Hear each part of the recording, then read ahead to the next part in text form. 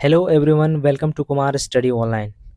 आज science NCERT science के set 4 होने वाले हैं।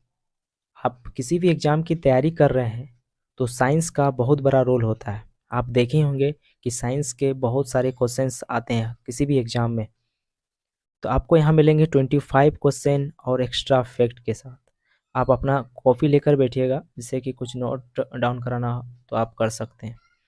रही पीडीएफ की बात, बहुत सारे कमेंट करते हैं कि सर इसका पीडीएफ कहाँ मिलेगा। तो पीडीएफ आपको हमारे टेलीग्राम ज्वाइन कर लीजिएगा, वहाँ आपको बिल्कुल फ्री में पीडीएफ प्रोवाइड किया जाएगा। ठीक है, चलिए स्टार्ट करते हैं पहला क्वेश्चन से। चलिए, पहला क्वेश्चन है कि अंडे में कौन सा विटामिन लगभग नहीं पाया जाता है।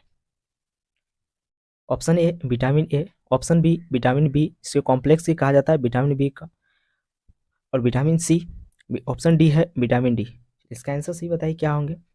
इसका आंसर होंगे ऑप्शन सी जो है, विटामिन सी जो है क्या होता है उसमें नहीं पाया जाता है। विटामिन सी इसका राइट आंसर होंगे। ठीक है, क्वेश्चन दूसरा क्वेश्चन है कि हम तारे को टिमटिमाते हुए जो देखते हैं, तारे को टिमटिमाते हुए देख पाते हैं, ये कारण क्या होता है, उसका कौन सा कारण है कि तारे जो टिमटिमाते हैं।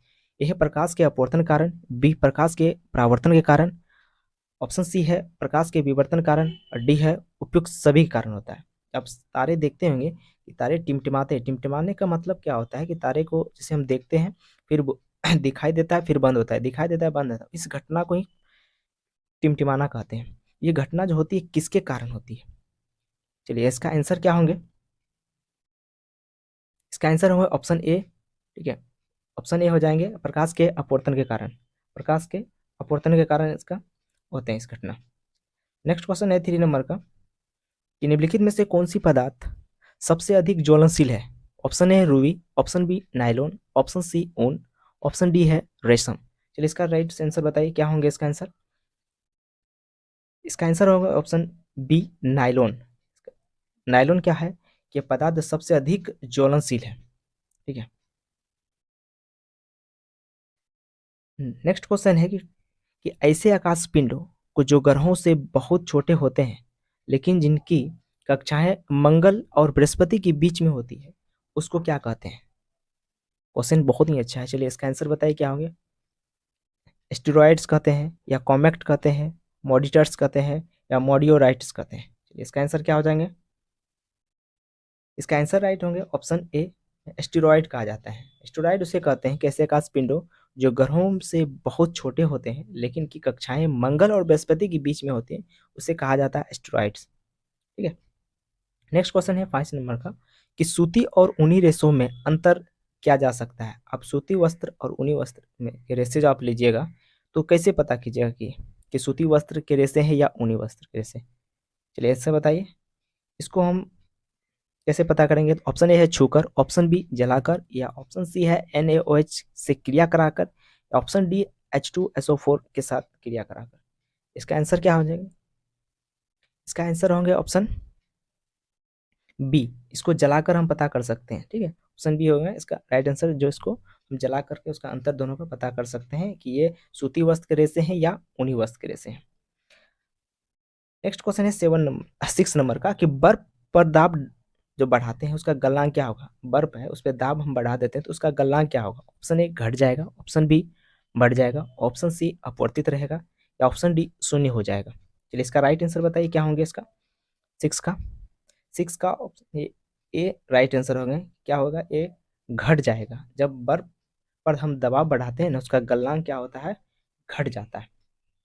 7 नंबर का बताइए सर क्या है कि सूर्य उदय होते समय व डूबते समय लाल क्यों दिखाई देता है। आप देखेंगे सूर्य, जब सूर्य उदय होता है तो आपको सूर्य उदय होने से पहले वो लाल दिखाई देने लगता है, और जब डूबता है तो डूबने के बाद क्या होता है, कुछ कुछ देर दिखाई उसको लाल देता है। तो इसका कारण क्या है। चलिए, 7 का आंसर बताइए क्या होंगे। ऑप्शन ए है विकिरण, ऑप्शन बी है जल वाष्प, ऑप्शन सी है धूलकण, या ऑप्शन डी परिकरण कारण। इसका सही आंसर हो ऑप्शन डी हो जाएगा, ये परिकरण के कारण होता है। ये परिकरण कारण ही सूर्य उदय होते और डूबते समय जो लाल दिखाई देते हैं। ठीक है, चलिए नेक्स्ट क्वेश्चन की तरफ बढ़ते हैं। 8 नंबर का क्वेश्चन है कि घरों में विद्युत संयंत्र जोड़े जाते हैं। अब घर में जो है विद्युत संयंत्र जो है किस क्रम में जोड़े जाते हैं। ऑप्शन ए श्रेणी क्रम, ऑप्शन बी समांतर क्रम, ऑप्शन सी मिश्रित क्रम या ऑप्शन डी इनमें से कोई नहीं। इट का क्या हो गया आंसर? इट का हो जाएंगे बी हो जाएंगे, इसको हम जोड़ा जाता है समांतर क्रम में। ठीक है, इसका राइट आंसर हो गए ऑप्शन बी, ये समांतर पैरेलल में उसको जोड़ा जाता है। 9 नंबर का क्वेश्चन है कि लोहे में जंग लगना एक कैसी क्रिया है? ऑप्शन ए भौतिक क्रिया, ऑप्शन बी है रासायनिक क्रिया, ऑप्शन सी सामान्य क्रिया या ऑप्शन डी इनमें से कोई नहीं। इसका राइट आंसर बताएं 9 का क्या होंगे? 9 के ऑप्शन हो जाएंगे बी, ये रासायनिक क्रिया है। जब लोहे में जंग लगता है इसको रासायनिक क्रिया हो जाता है। ठीक है, लोहे में जंग लगना कैसी क्रिया है? रासायनिक क्रिया है। नेक्स्ट क्वेश्चन है 10 नंबर का, केतली में पानी का गर्म होना। केतली में पानी का गर्म होना उदाहरण है किसका है? केतली में पानी जो गर्म होता है किसके कारण, कैसे हो जाता है? ऑप्शन ए चालन के द्वारा, ऑप्शन बी संवहन के द्वारा, ऑप्शन सी विकिरण के द्वारा या ऑप्शन डी है संग्रहण के द्वारा। बहुत ही इंपॉर्टेंट क्वेश्चन है, चलिए बताइए इसका आंसर क्या होंगे 10 का? ऑप्शन बी इसका राइट होंगे, ये संवहन के कारण होते हैं। ठीक है, संवहन के कारण होते हैं, केतली में जो पानी गर्म होता है उसका है संवहन के कारण होता है। ठीक है, नेक्स्ट क्वेश्चन है 11 नंबर का, कुपोषण में सबसे अधिक किसकी कमी होती है? कुपोषण आप जानते करते हैं जो बच्चे में होते हैं, तो कुपोषण में सबसे अधिक किसकी कमी होती है? विटामिन ए की, कार्बोहाइड्रेट की, कि विटामिन सी की, कि प्रोटीन की, किसकी कमी होती है? 11 का बताइए आंसर क्या हो जाएगा? आप पढ़े होंगे कि कुपोषण में सबसे अधिक ये जो कमी होती है वो होती है ऑप्शन डी हो जाएगा इसका प्रोटीन की। प्रोटीन की कमी होती है कुपोषण जब होंगे उसमें प्रोटीन की कमी होने लगती है। 12 नंबर का क्वेश्चन बताइए कि कथन दिया हुआ है, अब बताना है कि इसमें सत्य नहीं है। ध्यान से पढ़िए क्वेश्चन कि उस कथन को छांटिए जो सत्य नहीं है। ऑप्शन ए में है किसी वस्तु का द्रव्यमान हर स्थान पर समान होता है। ऑप्शन बी है किसी वस्तु का द्रव्यमान उस वस्तु के भार को प्रवाहित करता है। ऑप्शन सी है किसी वस्तु का भार गुरुत्वाकर्षण बल से प्रभावित होता है। ऑप्शन डी है किसी वस्तु का भार तथा द्रव्यमान प्रत्येक स्थान पर हमेशा एक ही और अस्थायी रहता है। आप पढ़े हैं किसी वस्तु का भार जो है बदलता है लेकिन द्रव्यमान कभी नहीं बदलता है। 12 का आंसर क्या हो जाएगा राइट? क्या हो जाएंगे? ऑप्शन बोलता है कौन में से सत्य नहीं है, ये तीनों ऑप्शन सही है। ऑप्शन डी जो है इसका राइट होंगे, ये असत्य है। क्या अभी बताएं कि भार जो है बदलता है, द्रव्यमान नहीं बदलता। यहाँ बताया जा रहा है कि भार तथा द्रव्यमान प्रत्येक स्थान पर हमेशा एक ही रहता है, एक ही नहीं रहता है। ठीक है, इसका आंसर क्या हो जाएंगे? ऑप्शन डी ये नहीं होता है। नेक्स्ट क्वेश्चन की तरफ बढ़ते हैं, 13 नंबर का है कि किसी बीकर में रखे हुए गर्म पानी को 70 डिग्री सेल्सियस से 60 डिग्री तक तापमान में कमी आने के लिए 8 मिनट का समय लगता है। तो बताइए कि यदि इस गर्म पानी को 80 डिग्री सेल्सियस से 70 डिग्री सेल्सियस तक ठंडा किया जाए तो क्या समय लगेगा? 8 मिनट से कम लगेगा, 8 मिनट से ज़्यादा लगेगा, 8 मिनट लगेगा, इनमें से कोई नहीं लगेगा। आप ये लॉजिकल क्वेश्चन है, आप सोचिए, माइंडली ये क्वेश्चन बन जाएगा, ये सवाल नहीं लॉजिकल है जी, ये माइंडली करना पड़ेगा आपको क्या है। चलिए 13 का क्या होगा आंसर? ऑप्शन जो है इसका राइट आंसर हो जाएगा ए, 8 मिनट से कम लगेगा। क्या लगेगा कि यदि बीकर में रखे हुए गर्म पानी को 70 डिग्री सेल्सियस से 60 डिग्री तक तापमान में कमी आने के 8 मिनट का समय लगता है, 8 मिनट का लगता था 70 डिग्री से 60। तो बताइए कि इस पानी को गर्म गर्म पानी को 80 डिग्री सेल्सियस से 70 डिग्री सेल्सियस तक ठंडा किया जाए तो समय कितना लगेगा? 8 मिनट से कम लगेगा इसको आंसर। ठीक है, नेक्स्ट क्वेश्चन की तरफ बढ़ते हैं। 14 नंबर का क्वेश्चन है कि फ़ारेनहाइट तथा सेल्सियस माप में किसी तापमान का पाठ्यांक समान होता है। ये बहुत इंपॉर्टेंट सवाल है, बहुत बार एग्जाम में पूछा गया है कि बताना है कि कौन सा टेम्परेचर जो है कि फ़ारेनहाइट और सेल्सियस नंबर दोनों बराबर ही होते हैं। चलिए इसका बताइए आंसर क्या होंगे? ऑप्शन डी होंगे इसका -40 डिग्री, जो पता होंगे आप सबको। चलिए ठीक है, तो फ़ारेनहाइट सेल्सियस तापमान जो है -40 डिग्री, जो 40 डिग्री है -40 डिग्री, ये दोनों तापमान बराबर ही होते हैं उसका। नेक्स्ट क्वेश्चन की तरफ बढ़ते हैं, 15 नंबर का है कि ध्वनि उत्पादक तथा ध्वनि परावर्तित करने वाली सतह की दूरी कम से कम कितनी हो कि हम ध्वनि की प्रतिध्वनि साफ तौर पर सुनने में सक्षम हो जाए। यानी प्रतिध्वनि श्रोता के बीच में कितनी दूरी होनी चाहिए, प्रतिध्वनि जो साफ तौर से हम किसी को बोलता है तो हम उसको उसकी आवाज को अच्छी तरह से सुन सकें। चलिए बताइए इसका आंसर क्या होंगे? 10 मीटर, 17 मीटर, 34 मीटर, 100 मीटर। इसका आंसर होंगे ऑप्शन बी है 17 मीटर। 17 मीटर किसी श्रोता के बीच में 17 मीटर की दूरी होना चाहिए, जिसको हम उसकी प्रतिध्वनि जो है उसके साफ तौर पे सुन सकते हैं। ठीक है, चलिए नेक्स्ट क्वेश्चन है इस, ठीक है, ये न्यूमेरिकल है। एक 100 वाट और 250 वोल्ट की क्षमता वाले बल्ब के कितनी विद्युत धारा प्रवाहित होंगी? ठीक है, बताइए इसका क्या होंगे। आप पढ़े होंगे तो इसका बता सकते हैं। इसके फॉर्मूला होता है, पढ़े ना, आई बराबर भी by P by sorry I बराबर पी बाय भी होता है। यानी कि आई पी क्या है, भी कौन है, भी तो आप देख रहे हैं वोल्ट है ना। आई क्या धारा हो जाता है, इसको सोल्व कीजिएगा, ये पी बाय भी, तो यानी 100/250, इसको सोल्व कीजिएगा कितना आ जाएगा, 0.4 आ जाएगा एम्पियर। इसका ऑप्शन क्या हो जाएगा, सही। ठीक है, इसका राइट आंसर हो जाएगा सही। इसका होता है आई बराबर होता है, हमारा फॉर्मूला होता है आई बराबर होता है पी बटा भी होता है। ठीक है, तो सोल्व कीजिएगा तो 100 बटा 250 करिएगा तो आंसर आएगा 0.4। ठीक है, 0.4 इसका आंसर हो जाएगा। ठीक है, चलिए नेक्स्ट क्वेश्चन है कि ध्वनि की गति सर्वाधिक होती है किस में होती है? वायु में, स्टील में, निर्वात में, जल में। चलिए इसका बताइए। ध्वनि की गति जिसमें, देखिए सबसे ज्यादा ठोस जो होगा उसको ध्वनि की गति उसमें सबसे अधिक होती है। चलिए बताइए आंसर क्या होगा, 17 का आंसर क्या हो जाएगा? 17 का ऑप्शन हो जाएगा बी स्टील।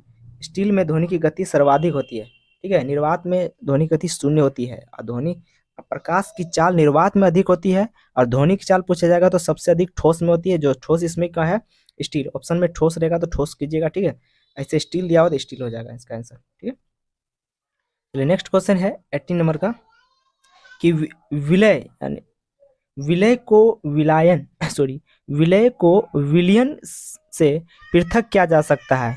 विलय को विलयन से पृथक किया जा सकता है किसके द्वारा? ए है निस्पंदन द्वारा, बी है वाष्पीकरण, ऑप्शन सी है निस्तारण, या ऑप्शन डी है अवसादन। किसके द्वारा करेंगे? चलिए इसका बताइए राइट आंसर क्या होगा 18 का। इसका आंसर हो जाएगा 18 का बी होगा। इसको किसके वाष्पीकरण के द्वारा हम क्या करते हैं, विलय को विलयन से पृथक किया जाता है, अलग करते हैं। पृथक करना अलग करना उसका होता है। चलिए ठीक है, नेक्स्ट क्वेश्चन है 19 नंबर का कि सोडियम को मिट्टी के तेल में क्यों रखा जाता है? सोडियम है उसको मिट्टी के तेल में रखा जाता है। मिट्टी के तेल यानी हम सब कहते हैं ना केरोसिन को है, क्यों रखा जाता है?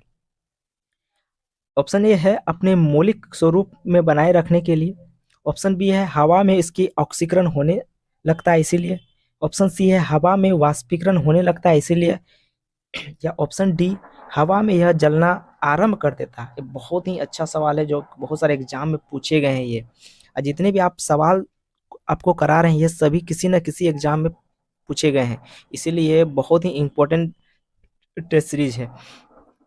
चलिए 19 का बताइए आंसर क्या आ जाएगा। ऑप्शन बी इसका राइट होंगे।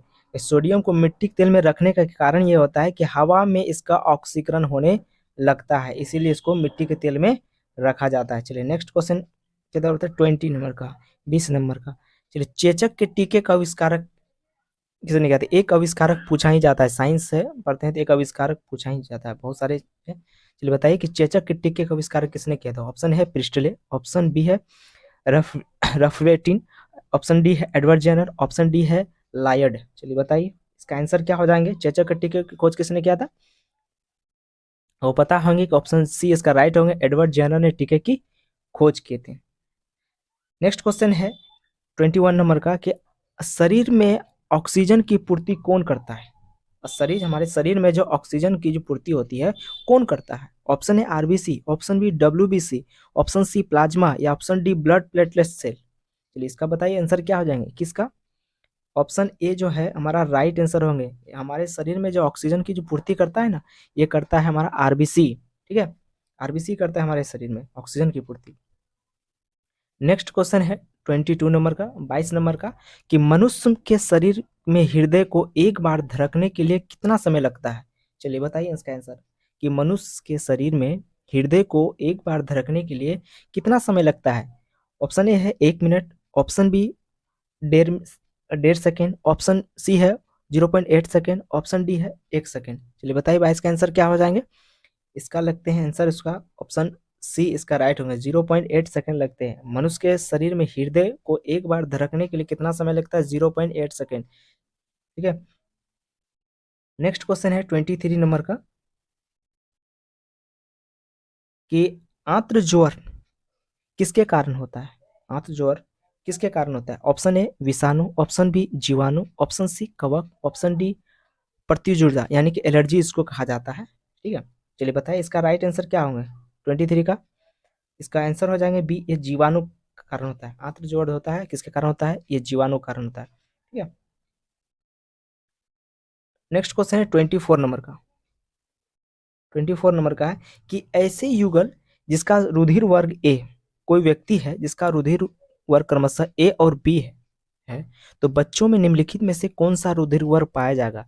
बहुत अच्छा क्वेश्चन है, चलिए अच्छी तरह से समझिए इस क्वेश्चन को कि ऐसे युगल, युगल मतलब होता है जोड़ा, इसका रुधिर वर्ग है ए और बी है तो बच्चों में उसका कौन सा रुधिर वर्ग पाया जाएगा? ऑप्शन ए है केवल ए और बी, ऑप्शन बी है ए बी तथा A B, option C A B तथा ओ, ऑप्शन डी है केवल ए बी। चलिए इसका 24 नंबर का आंसर बताइए क्या होंगे इसका आंसर? इसका आंसर हो जाएंगे सी। देखिए किसी माता पिता के रुधिर वर्ग में ए और बी है, ब्लड है, तो बच्चे में ए भी पाया जाएगा, बी भी पाया जाएगा, ए भी पाया जाएगा और ओ भी पाया जाएगा। ठीक है, चलिए लास्ट क्वेश्चन है, अंतिम क्वेश्चन 25 नंबर का कि निम्नलिखित में से कौन सा एक संक्रामक रोग नहीं है? संक्रामक रोग मतलब क्या है? दूसरे से वो नहीं फैलता है, आपको छूने से वो नहीं फैलेगा। बताइए संक्रामक रोग नहीं है। ऑप्शन ए है हैजा, ऑप्शन बी क्षय रोग, ऑप्शन सी है डिप्थीरिया, ऑप्शन डी है धनुष स्तंभ जिसको टेटनस कहा जाता है।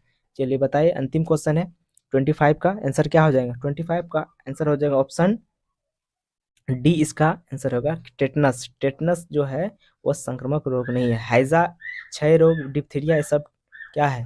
वो संक्रामक रोग है। हैजा आपको होगा, बगल में कोई रहेगा तो उसको भी हो सकता है इसीलिए, लेकिन टेटनस जो है वो एक दूसरे से नहीं फैलता है। ठीक है, चलिए आज ये वीडियो से कुछ सीखने को मिला तो वीडियो को लाइक, और हमारे चैनल में आप नए हैं तो चैनल को सब्सक्राइब करके मेरे साथ जुड़ जाइए। मिलते हैं नेक्स्ट वीडियो के साथ, तब तक के लिए जय हिंद।